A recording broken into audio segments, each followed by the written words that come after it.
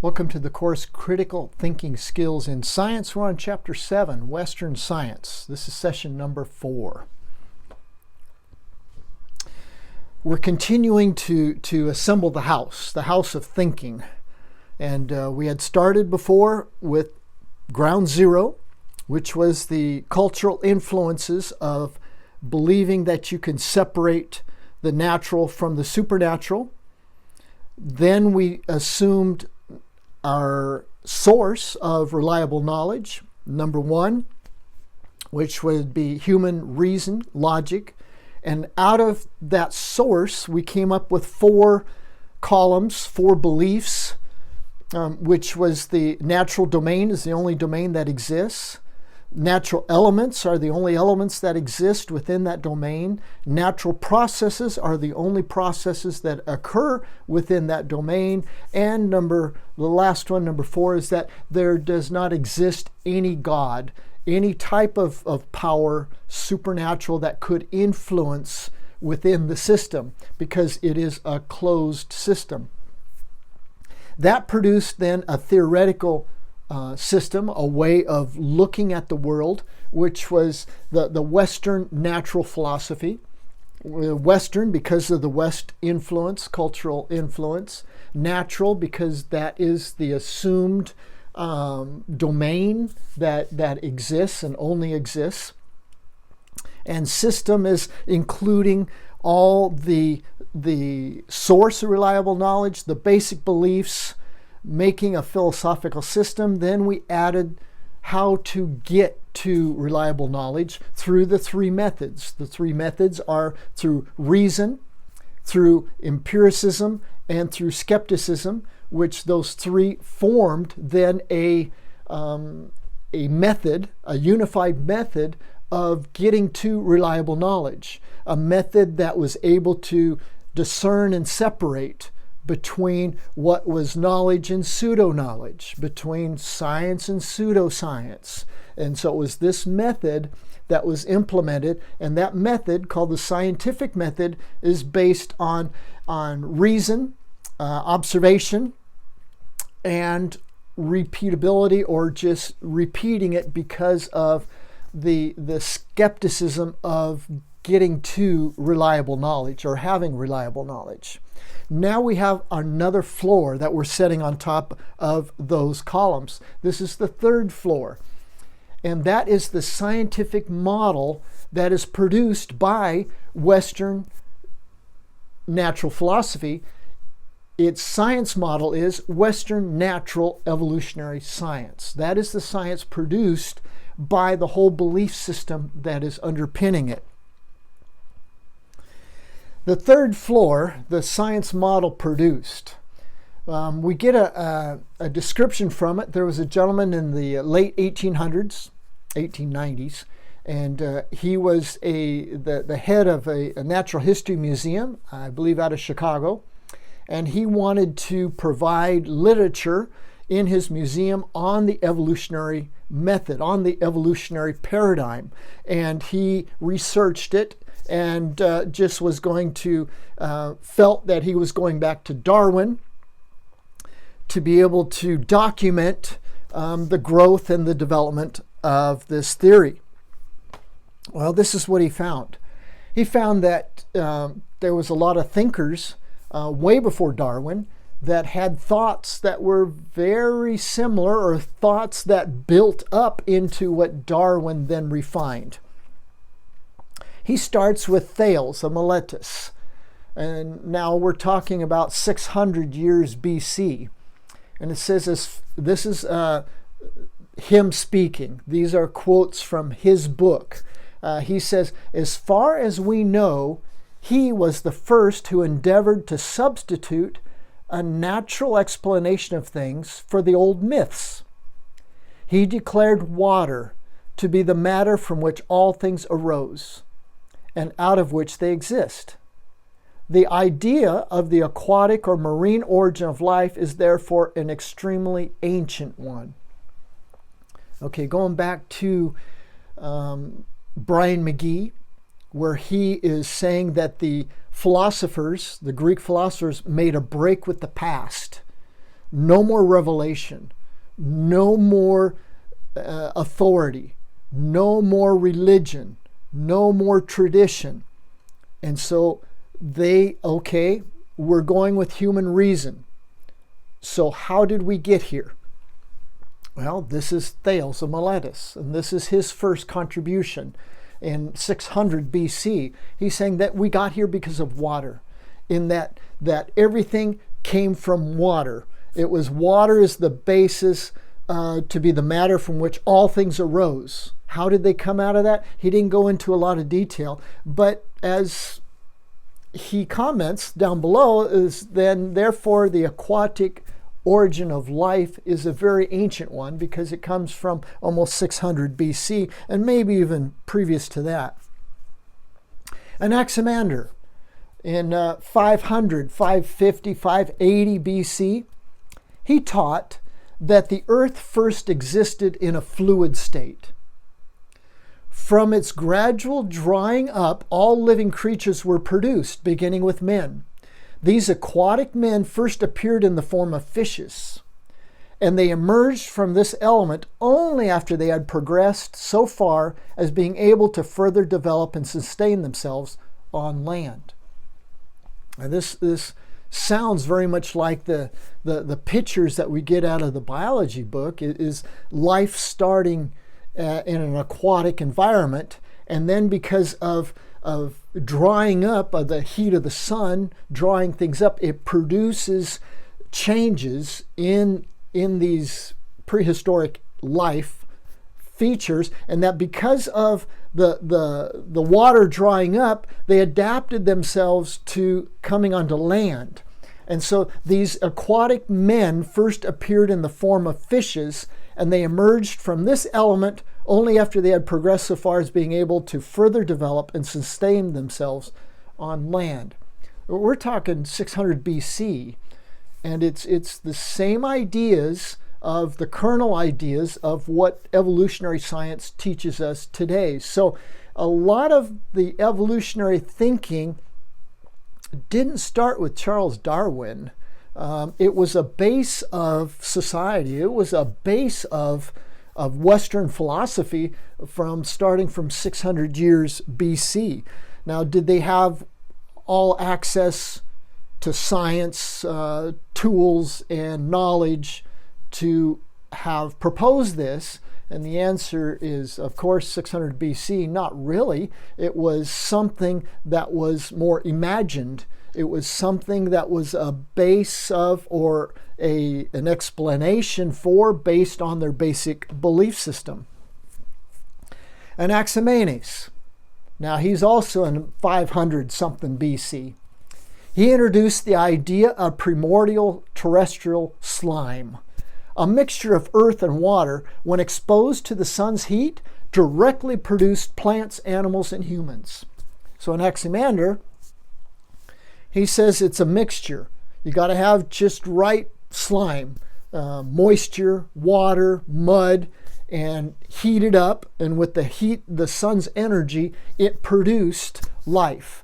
And it produced directly, though, life of plants, animals, and humans. So it's kind of like, okay, well, that's a general idea of what's being thought and taught today about the evolutionary origin of life, in that it requires water, and it requires mud, it requires a pond, it requires different elements like this, and heat it up, and then it produces life. So again, this is from 500 BC. Xenophanes in 550 BC. He says the ultimate origin of life he traced back to spontaneous generation, believing that the sun and warming the earth produces plants and animals. Okay, it's just expanding and focusing that where did life come from? That life was generated spontaneously by heating up the water, heating up the mud. So it was the heat from the sun that generated life, which is pretty much what we believe today within the evolutionary framework. Empedocles in 400, 450 BC. He thus simply modified the abiogenic hypothesis and by happy conjecture gave his theory a semblance of modern evolution with 4 sparks of truth. Okay, I want to just look at this paragraph, is that he simply modified the abiogenetic hypothesis. Hypothesis then is something that is like a theory. It's something that is generated by a theory. You believe something and you look through that grid, that belief system. Abiogenetic, that means not biogenetic. And so there's the law, second law of biogenesis, or the law of biogenesis, that life comes from life, the beginning of life. And what he's promoting is abiogenetic. And that means not from life. So that life modified, or it came from non-life. The hypothesis, by happy conjecture, gave his theory, the way he's looking at it, a semblance of modern evolution with 4 sparks of truth. What are those 4 sparks? First, that the development of life was a gradual process. Second, that plants were evolved before animals. Third, that imperfect forms were gradually replaced by perfect forms. Fourth, that the natural causes of the production of perfect forms was the extinction of the imperfect. Here we have kind of like a struggle, survival of the fittest. And again, that's kind of a Western concept. But again, what we have here, and what Empedocles said in 430 BC or 450 BC, somewhere in there, is it parallels pretty much what we're taught today about the evolutionary theory. It hasn't changed much. Just to say that the evolutionary theory did not come from Charles Darwin. It came from ancient Greek philosophy, which intentionally made a break from the past by changing their source of reliable knowledge. They said no more tradition, no more religion, no more revelation, no more church. We're going to think about this. How did that happen? So when you eliminate the supernatural from your equation or closed system, you're going to come up with an answer that's very consistent. And this answer has been consistent since 500 BC. So it's like, okay, this answer then is not really an answer from an unbiased observation. This answer comes from a willful separation from the source of knowledge that was before in the culture. So in other words, the Greek philosophers intentionally made a break with the past, saying, no more this, no more that, no more this. We're going to go with this, human reason. And once we say that, then our conclusions or what we see is going to be very similar and not change that much, because our seeing, our perception is influenced by theory, habit, prejudice, and culture.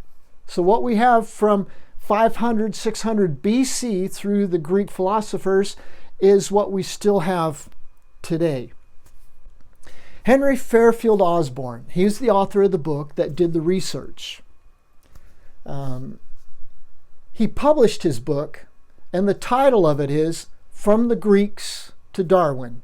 It was published in 1894. So in other words, he thought he was documenting the academic history of the evolutionary theory going back to Darwin. And instead, he ended up doing much more homework and a little bigger book, and documented to the point of renaming his book, or naming his book, From the Greeks to Darwin, published in 1894. In 1859, the French Academy of Science decided to sponsor a science fair. with the goal of proving or disproving the theory of spontaneous generation. Evolution now was just growing, and the thought of it was taking over the academic world. But not everybody was convinced of it, and so they're saying, okay, we're gonna settle this once and for all. Okay, we're gonna have a competition. 1859, the French Academy of Science, we're going to have a competition, proving or disproving the theory of spontaneous generation. So what's at stake here? Well, evolutionary science requires life to come from non-life, spontaneous generation of life. That is the pillar, that is the basis of evolutionary science. It has to be. And so there was so much debate within society that they said, okay, we're going to solve this once and for all. We're going to have a scientific fair, and we're going to prove or disprove the theory of spontaneous generation. Well, the winner was a chemist named Louis Pasteur, who by using the S-shaped flasks, convinced the Academy that spontaneous generation was now scientifically disproved, dead in the water. So Louis Pasteur was a believer, godly man, and he proved by using an S flask that there was no generation of life in water, applied even to heat, applied for sun, sitting out in the sun, because the shape of the S flask did not allow any organisms, microbes, to be able to get to that water to seed life. So in other words, what Louis Pasteur was showing, life comes from life. So if you're going to get life, you have to have life. And it was then decided that he won the competition. There is no spontaneous generation. Well, if he won the competition, then what's that do for the theory of evolution that has been around since 500 BC? That's over 2,000 years. Well, the response to that competition. Frederick Engels, in his work, Dialectics of Nature, he responded to this decision and experiment, competition.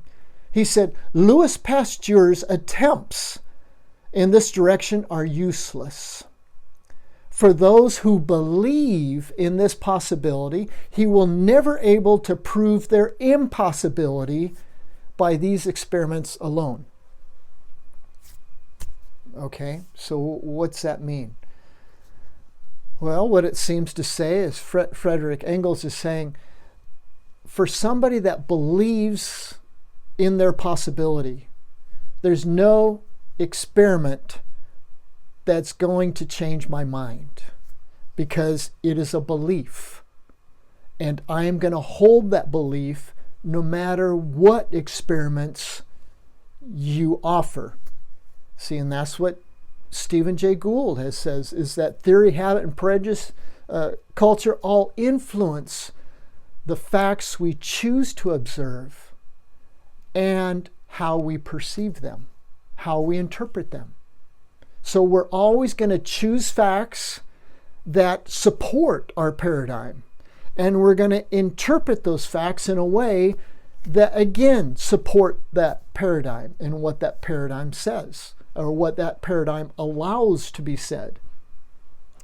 So even though Louis Pasteur accepted the competition, and he competed and he proved it, the response was, Louis Pasteur's attempts in this direction are useless. For those who believe in this possibility, he will never be able to prove their impossibility by these experiments alone. So what about today? Where are we at today? Are we still believers in what was disproven by Louis Pasteur in 1859? Richard Dawkins. Richard Dawkins is an evolutionary scientist, and he's very vocal against any other paradigm that challenges or that promotes anything but evolutionary science.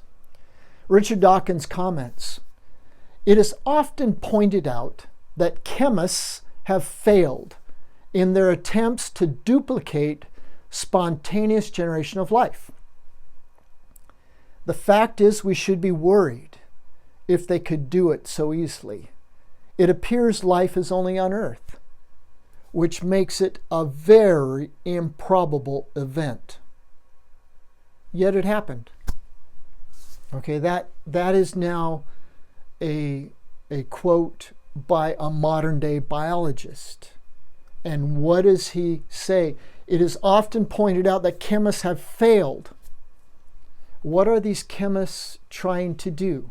They're trying to replicate conditions on Earth that would have or had to promote or produce spontaneous generation of life. But if you have chemists in a laboratory working on manipulating the conditions that are necessary to produce life, that would not be spontaneous generation of life. That would be a generation of life that was engineered. But what we have to have is a spontaneous generation of life, which means closed system, no interference, and it's uniformitarian, which means we're working with the same conditions today that we have to imagine that were available back in prehistoric times, and that will be in front of us forever. So in other words, I don't know what Richard Dawkins is trying to say here, is that it is often pointed out that chemists have failed. One, they have failed so far. And two, they're chemists trying to replicate spontaneous, which would then not be spontaneous generation. It would be engineered. The fact is, we should be worried if they could do it so easily. It appears life is only on the Earth, which makes it very improbable event. Yet it happened. Why does he say, yet it happened, even though it is such an improbable event? Because that's what he believes. And you're not going to change his belief by an experiment, by showing more evidence, so in other words, we can't use our science model to convince somebody else that their science model is wrong, because their science model is based on their belief system, and they have to be willing to change their belief system to be able to accept what your science produces. And that's what we're going to be looking at further down the line, different chapter, critical thinking applied to science. What does that mean?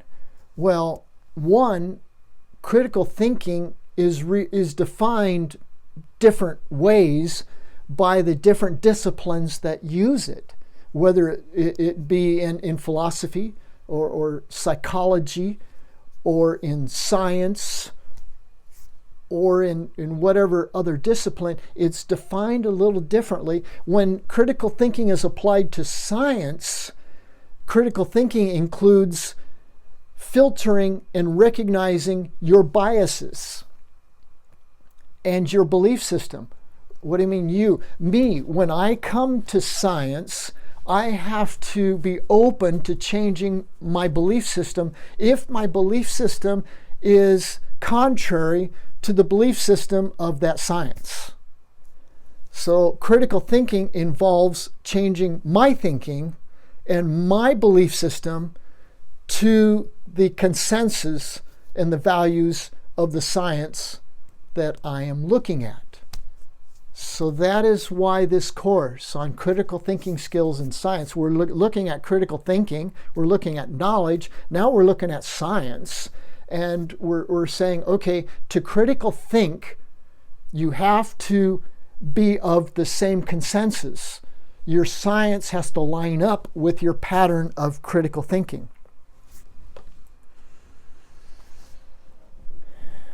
that's finishing session number 4. We're on chapter 7, Western science. Where did science come from? And where did the scientific model come from?